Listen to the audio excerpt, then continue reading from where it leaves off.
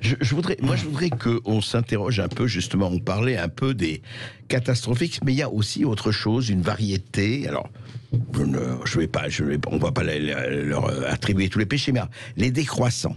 Alors, les décroissants, notamment Nicolas Hulot et beaucoup d'autres qui ont fait et qui disent oui, mais écoutez, si on continue comme ça, non, il faut aller vers la décroissance. Qu'est-ce que ça veut dire? Qu'est-ce que vous diriez là-dessus, Marc Montcalve?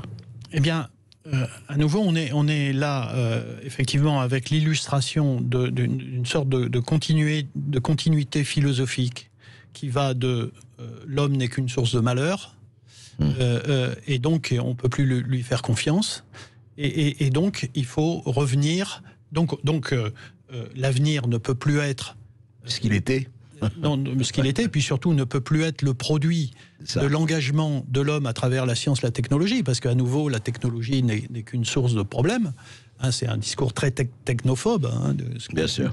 Et donc, s'il n'y a pas cette perspective, il reste quoi?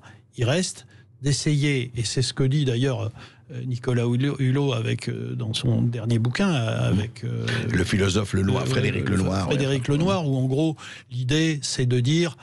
C'est vraiment un retour en arrière. Pour moi, c'est un discours réactionnaire qui consiste à dire la question n'est plus la croissance ou le bien. Enfin, le bien-être aujourd'hui n'est plus matériel, il est spirituel. Et c'est assez affolant dans ce bouquin.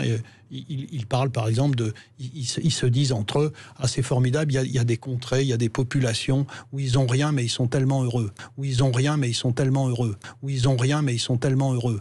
En gros, ça revient à ça. Donc le bon sauvage. Voilà. Donc voilà notre perspective. Eh bien non, moi évidemment je ne partage pas ce point de vue-là. Mais donc pour eux, effectivement, seule la décroissance est une option.